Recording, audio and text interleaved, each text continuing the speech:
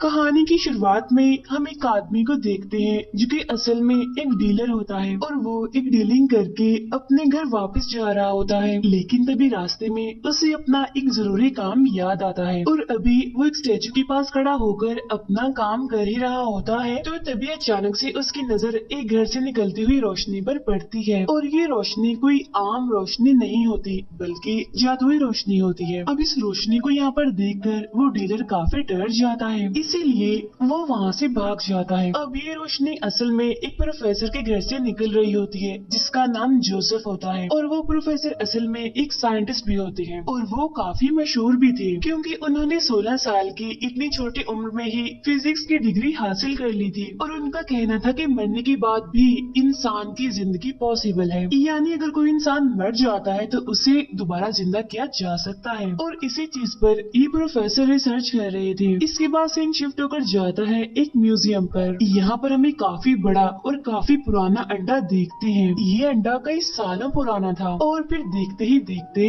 वो अंडा टूट जाता है और तभी उसमें से एक ड्रैगन बाहर निकलता है। ये ड्रैगन दिखने में काफी डरावना लग रहा था। वो म्यूजियम का कांच तोड़ देता है और वहाँ से बाहर निकल जाता है। फिर वो ड्रैगन सीधा जाता है एक ब्रिज पर जहाँ एक गाड़ी में दो हस्बैंड वाइफ होती है और वो कहीं पर जा रहे थे, लेकिन वो ड्रैगन उनकी गाड़ी को ब्रिज से नीचे पानी में फेंक देता है। इसके फौरन बाद हम एक लड़के को देखते हैं जो कि असल में एक साइंटिस्ट का असिस्टेंट होता है। ये काफी सीधा साधा काफी भोला भाला था और इस टाइम ये एक गार्डन में काम करता है। ये एक लड़की जो कि इसकी दोस्त भी होती है उसे बहुत पसंद करता है और उस लड़की का नाम एडल होता है। इस टाइम ये असिस्टेंट अपने दोस्त एडल के लिए ही खत लिख रहा होता है। फिर अगले ही सीन में हमें वही लड़की दिखाई जाती है यानी कि एडल, और एडल ही असल में हमारी मूवी की हीरोइन है। इस टाइम वो इजिप्ट के डेजर्ट एरिया में होती है और वो यहाँ आकर एक डॉक्टर की कॉफिन यानी कि ताबूत को ढूंढ रही होती है, लेकिन तभी उसे वहाँ पर दो आदमी मिलते हैं जो कि असल में चोर होते हैं। साथ ही साथ वो यहीं के ही रहने वाले थे और उनके पास इस पूरी जगह का नक्शा भी था और वो ये बात जानते थे कि उस डॉक्टर का मकबरा कहाँ पर है, यानी जहाँ उसका ताबूत है। और अब ये लोग एडल के साथ उस मकबरे तक पहुँच जाते हैं और अब जैसे ही लोग अंदर जाते हैं तो वो देखते हैं कि मकबरे का रास्ता बंद किया गया है दीवार के जरिए। तो अब एडल उस दीवार से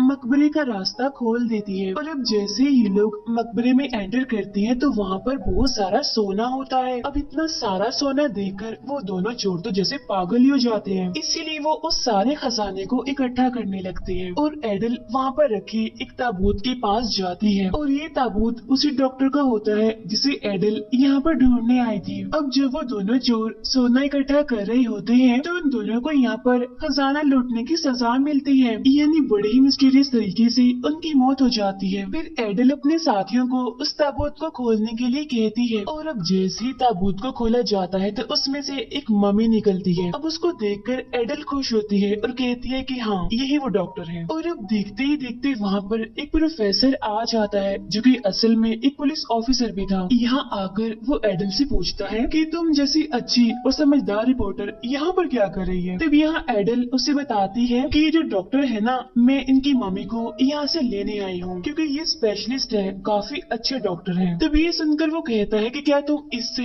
इंसानियत का इलाज करवाओगे। इस पर एडल कहती है कि नहीं, इंसानियत का तो नहीं, बस सिर्फ अपनी बहन का, क्योंकि मेरी बहन इतनी बीमार है कि उसका इलाज किसी के पास भी नहीं है। ये सुनकर वो प्रोफेसर कहते हैं कि एडल ये कैसी पागलों वाली बातें कर रही हो कि तुम नहीं जानती कि ये मर चुका है और ये इसकी मम्मी है, तो ये कैसे उसका इलाज करेगी। तब एडल बड़े ही आराम से जवाब देती है कि हाँ मैं जानती हूँ कि ये मरा हुआ है। तो वो पूछता है तो फिर इसे जिंदा कैसे करोगी। तब ये सुनकर एडल कहती है कि प्रोफेसर जोसेफ, जानते हो ना आप उनको, वो इसे जिंदा करेंगे। वो काफी जाने माने साइंटिस्ट भी हैं क्योंकि उनके पास एक ऐसी खूबी है जिसकी मदद से वो किसी भी मरे हुए इंसान को दोबारा से जिंदा कर सकते हैं। तब ये सुनकर वो प्रोफेसर उससे कहते हैं कि हाँ मैं जानता तो हूँ उसको, लेकिन अब वो ऐसा कैसे कर सकता है, वो तो बूढ़ा हो चुका है और अब वो इतना ज्यादा कमजोर है कि वो तो इस मम्मी को जिंदा करते करते ही मर जाएगा। फिर वो प्रोफेसर अपनी पुलिस से कहता है कि जल्दी से एडल को अरेस्ट अरेस्ट कर लो क्योंकि ये एक गैर कानूनी काम कर रही है। लेकिन एडल एक काफी समझदार और चालाक लड़की होती है। वो प्रोफेसर को बड़ी चालाकी से बेवकूफ बनाकर उस ताबूत को अपने साथ लेकर पानी के रास्ते बाहर निकल आती है। उधर पुलिस के सामने उसी डीलर को लाया जाता है जिसे हमने मूवी के स्टार्ट में देखा था। यहाँ पुलिस उस डीलर से उस रात के बारे में पूछती है कि आखिर उस रात हुआ क्या था। तब यहाँ वो डीलर उन्हें उस ड्रैगन के बारे में बताता है और कहता है कि पहले मैंने रोशनी देखी और फिर मैंने ड्रैगन देखा। लेकिन पुलिस उसकी इस बात पर यकीन नहीं करती क्योंकि पुलिस को लगता है कि उस रात की शराब के नशे में था। तो क्या पता ये सारी बातें वो शराब की नशे की वजह से कर रहा हो। इसीलिए पुलिस उसे अरेस्ट करके पुलिस स्टेशन में बंद कर देती है। फिर वो सारे पुलिस ऑफिसर्स आपस में बात करने लगते हैं कि इस बात को सीक्रेट रखा जाए, ये बात बाहर जाने नहीं चाहिए क्योंकि अगर ऐसा हुआ तो लोगों में ड्रैगन का डर फैल जाएगा। लेकिन अगली ही सुबह न्यूज़पेपर में ये खबर छपी होती है कि शहर में एक काफी बड़ी चीज उड़ती हुई देखी गई है और वो चीज ड्रैगन है और इस ड्रैगन ने बहुत सारे लोगों को मार भी दिया है। फिर जब इस बारे में वहाँ के प्रेसिडेंट को पता चलता है तो वो इसके बारे में इन्वेस्टिगेशन करने के लिए कहते हैं। इसकी जिम्मेदारी वो एक सीनियर पुलिस ऑफिसर को देते हैं और कहते हैं कि तुम्हारे पास सिर्फ 24 घंटे का टाइम है। 24 घंटे के अंदर अंदर तुम्हें इस ड्रैगन के बारे में पता लगवाना है। फिर अगले ही सीन में हमें वही म्यूजियम दिखाया जाता है, यानी जहाँ पर अंडा तोड़कर वो ड्रैगन बाहर निकल गया था। यहाँ पर हम एक साइंटिस्ट और उनके साथ उसके असिस्टेंट जो कि एडल को पसंद करता है उसे देखते हैं। यहाँ वो दोनों उस अंडे के सामने खड़े होते हैं और उसके बारे में बातें कर रहे होते हैं। उनका भी यही मानना था कि इस अंडे में से परिंदे जैसी कोई चीज उड़ के चली गई है। लेकिन इतनी ही देर में वहाँ पर पुलिस पहुँच जाती है और वो उन दोनों से इस अंडे के बारे में मजीद पूछते हैं। तब वो साइंटिस्ट कहते हैं कि हाँ हम इस पर इन्वेस्टिगेशन कर रहे हैं लेकिन हमें इसके बारे में ज्यादा कुछ नहीं पता चला, इसीलिए अब पुलिस वहाँ से चली जाती है। नेक्स्ट सीन में हम प्रोफेसर जोसेफ को देखते हैं और इनके पास यहाँ वही ड्रैगन आ जाता है। असल में इस ड्रैगन को भी प्रोफेसर जोसेफ ने ही जिंदा किया था अपने नए एक्सपेरिमेंट के जरिए। यहाँ पर हमें इन दोनों के कनेक्शन की एक बात पता चलती है, यानी कि उन दोनों की सोल्स आपस में कनेक्टेड होती है। अब क्योंकि वो ड्रैगन भूखा होता है इसीलिए प्रोफेसर उसे खाने के लिए मांस देते हैं। लेकिन तभी पुलिस यहाँ पर भी पहुँच जाती है। पुलिस के आने के बारे में प्रोफेसर को भी पता चल जाता है और वो फौरन उस ड्रैगन को अपने घर में ही छुपा लेते हैं। फिर जब पुलिस अंदर आती है और पुलिस और प्रोफेसर आपस में बात कर रहे होते हैं तो एक पुलिस ऑफिसर वहाँ पर एक अंडा देखता है, इसीलिए उस अंडे को खाने लगता है। लेकिन जैसे वो ड्रैगन उस अंडे को देखता है तो वो उस पुलिस ऑफिसर पर हमला कर देता है और वहाँ से भाग जाता है। अब क्योंकि पुलिस ने उस ड्रैगन को प्रोफेसर के घर में देख लिया था इसी वजह से पुलिस उन्हें अरेस्ट कर लेती है। सीन चेंज होकर जाता है एडल पर जो कि इजिप्ट से वापस आ जाती है और वो अपने साथ उस ताबूत को भी लाई होती है, यानी जिसमें उस डॉक्टर की मम्मी थी। एडल यहाँ पर स्टेशन से सीधा अपने घर जाती है। यहाँ पर हमें एडल की वही बहन दिखाई जाती है जो कि बीमार है और उसकी हालत तो काफी खराब होती है। न वो बोलती है न वो खाती है, बस ऐसे ही जिंदा लाश की तरह है। वजह ये होती है कि उसके दिमाग में एक हेयर पिन घुसी होती है। अब हालांकि एडल ने उसका काफी इलाज करवाया था लेकिन इसके बावजूद कोई भी उसको ठीक नहीं कर पाया, इसीलिए तो एडल इस डॉक्टर मम्मी को यहाँ पर लाई होती है क्योंकि वो इस डॉक्टर मम्मी को जिंदा करके अपनी बहन का इलाज उनसे करवाना चाहती है। लेकिन तभी एडल की नजर दरवाजे के नीचे पड़ती है जहाँ से वो असिस्टेंट एडल के लिए वही खत डाल रहा होता है जो कि वो लिख रहा था। लेकिन तभी अचानक से एडल दरवाजा खोल देती है और वो उस असिस्टेंट से वो खत ले भी लेती है। कहती है कि मैं जानती हूँ कि ये लेटर मेरे लिए है, ठीक है मैं इसे पढ़ लूंगी। तभी एडल की नजर एक न्यूज़पेपर पर पड़ती है जिसमें प्रोफेसर जोसेफ के बारे में एक न्यूज लिखी होती है। उसमें लिखा होता है कि प्रोफेसर जोसेफ को फांसी की सजा दी जा रही है। अब उसे पढ़ने के बाद एडल थोड़ा परेशान हो जाती है, इसीलिए उस असिस्टेंट से पूछती है कि आखिर ये फांसी की सजा कहाँ दी जाती है। तभी ये सुनकर वो असिस्टेंट कहता है कि यहाँ पास में जो जेल है ना वहीं पर ही दी जाती है। जेल का पता लेने के बाद एडल फौरन वहीं पर ही चली जाती है। फिर वो एक वकील का भेष बनाकर प्रोफेसर जोसेफ से मिलने जाती है। यहाँ पर प्रोफेसर जोसेफ उसे बताते हैं कि मैंने बहुत साल पुराने एक अंडे से एक ड्रैगन को जिंदा कर दिया है। तब यहाँ पर एडल उनसे कहती है कि मैं आपको एक बात बताऊं, मेरे पास एक डॉक्टर की मम्मी है, तो क्या आप उसे जिंदा करेंगे। तो प्रोफेसर कहते हैं कि मुझे नहीं लगता लगता कि मैं इस जेल से बाहर निकल पाऊंगा, क्योंकि मुझे तो फांसी होने वाली है। ये सुनकर एडल कहती है कि मैं आपको इस जेल से आजाद करवाऊंगी, ये वादा है मेरा आपसे। लेकिन तभी यहाँ पर पुलिस को एडल के बारे में पता चल जाता है, यानी कि वकील के कॉस्ट्यूम में कोई वकील नहीं है बल्कि वो तो एडल है। इसीलिए फौरन एडल को जेल से बाहर निकाल दिया जाता है। लेकिन एडल प्रोफेसर जोसेफ को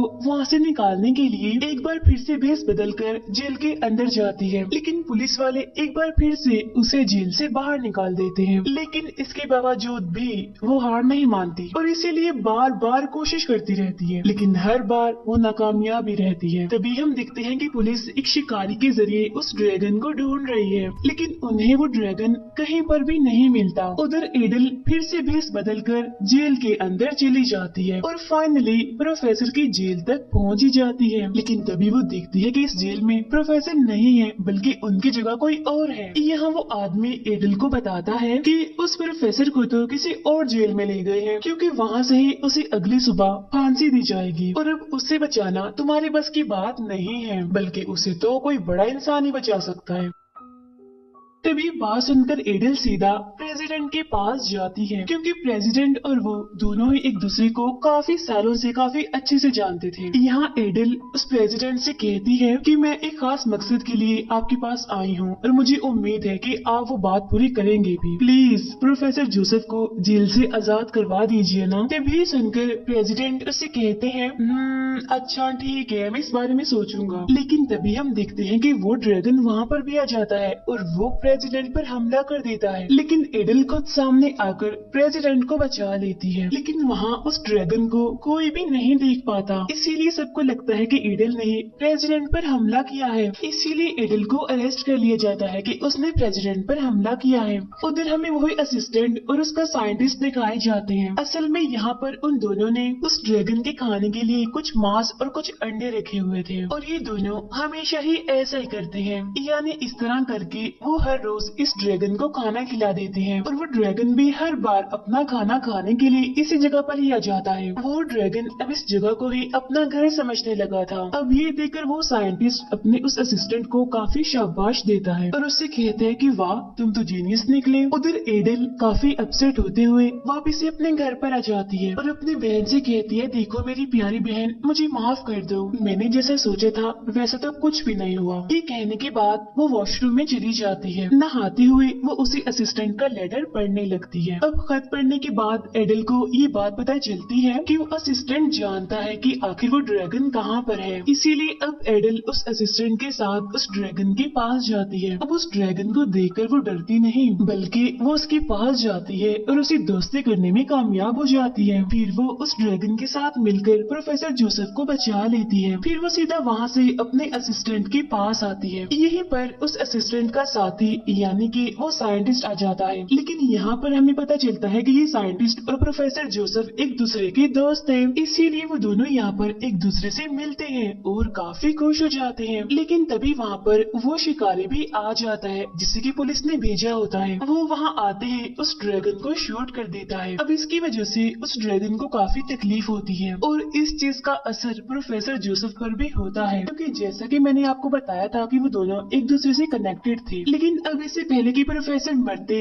एडल उन्हें अपने घर ले जाती है। यहाँ प्रोफेसर एडल से कहते हैं कि जितनी भी एंशिएंट चीजें हैं उन सबको एक सर्कल में रखो। फिर वो उस मम्मी को जिंदा करने की कोशिश करने लगते हैं, लेकिन उस मम्मी को जिंदा करते करते प्रोफेसर खुद मारी जाती है। अब जाहिर सी बात है कि प्रोफेसर के मरते ही वो ड्रैगन भी मर जाता है। लेकिन हम देखते हैं कि प्रोफेसर मरने से पहले पहले उस मम्मी को जिंदा कर चुके थे। फिर वो मम्मी जिंदा होकर अलमारी से बाहर आता है और सीधा वो एडल की बहन के पास जाता है और वो उसके बारे में एडल से पूछता है कि ये बीमार है, क्या हुआ है इसे। तब यहाँ पर एडल उसे बताती है कि असल में 5 साल पहले एक हादसा हुआ था जहाँ पर हम दोनों बहनें टेनिस गेम खेल रही थी, लेकिन तब गलती से टेनिस बॉल मेरी बहन के सर पर लग गई और तब उसके बालों से हेयर पिन निकलकर उसके सर में घुस गई और बस तब से ही उसका ऐसा हाल है, बिल्कुल जिंदा लाश की तरह, ना बोलती है, ना खाती है, ना कुछ करती है। यहाँ पर एडल मम्मी से कहती है कि आपके पास जितनी नॉलेज है उससे ये ठीक हो सकती है। तब ये सुनकर वो मम्मी कहता है कि जितनी नॉलेज मेरे पास है ये उसे ठीक नहीं हो सकती क्योंकि इसका मसला ज्यादा है। तब ये सुनकर एडल हैरान होते हुए उससे पूछती है तो इसका मतलब है कि आप स्पेशलिस्ट, आप डॉक्टर नहीं है? तब मम्मी कहता है कि नहीं, ना मैं डॉक्टर हूँ और ना ही मैं कोई स्पेशलिस्ट हूँ, बल्कि मैं तो मामूली सा सर्जन हूँ। तब वो मम्मी कहते हैं कि अगर उस प्रोफेसर ने मुझे जिंदा किया है तो इससे सिर्फ मैं ही जिंदा नहीं हुआ, बल्कि यहाँ से 2 किलोमीटर की दूरी पर जितने भी मुर्दे हैं वो सभी जिंदा हो गए होंगे। इसीलिए अब वो मम्मी, एडल और उसकी बहन पास ही वाले म्यूजियम में जाते हैं, यानी जहाँ पर मेन डॉक्टर स्पेशलिस्ट का ताबूत रखा गया था। अभी वो जगह थी जहाँ पर राजा और उनके सिपाहियों के ताबूत रखे गए थे। फिर यहाँ पर एडल एक एक करके सारे ताबूत में से सारे मम्मीज को जगा देती है। फिर इसके बाद ये लोग उस ताबूत को खोलते हैं जिसमें राजा की मम्मी होती है। और अब जैसे ही राजा की मम्मी जागती है तो वो कहती है, अरे वाह, मजा आ गया, बहुत मजे की नींद आई। और अब वो जाकर काफी खुश था। लेकिन जब उसे ये बात पता चलती है कि एडल ने उसे जिंदा किया है अपनी बहन को ठीक करने के लिए, तो वो उस पर काफी गुस्सा करता है। तब इस पर एडल कहती है कि प्लीज मेरी मदद कर दीजिए ना, क्योंकि मैं अपनी बहन से बहुत प्यार करती हूँ, मैं उसके बगैर रह नहीं सकती, मैं उसे खो नहीं सकती। तब ये बात राजा का माइंड बदल देती है और वो भी काफी इमोशनल हो जाते हैं। इसीलिए वो अपने डॉक्टर से उसका इलाज करने के लिए कहता है। फिर वो डॉक्टर अपने तरीके से एडल की बहन का इलाज कर देता है और अब देखते ही देखते वो पहले की तरह बिल्कुल ठीक नॉर्मल हो जाती है। इसके बाद राजा और उसके सारे साथी पूरे शहर की सैर के लिए निकल जाते हैं। यहाँ एडल अपनी बहन को ठीक देखकर बहुत खुश होती है और उसे गले मिलती है। अब उसकी आंखों में यहाँ पर हम खुशी के आंसू भी देखते हैं। उधर वो सारी मम्मीज पूरे शहर में घूम रही होती हैं, एंजॉय कर रही होती हैं। इसके फौरन बाद हमें अगली सुबह का सीन दिखाया जाता है। यहाँ पर एडल एक शिप का सफर शुरू करती है। उसकी जर्नी स्टार्ट होती ही ये मूवी यहीं पर एंड हो जाती है।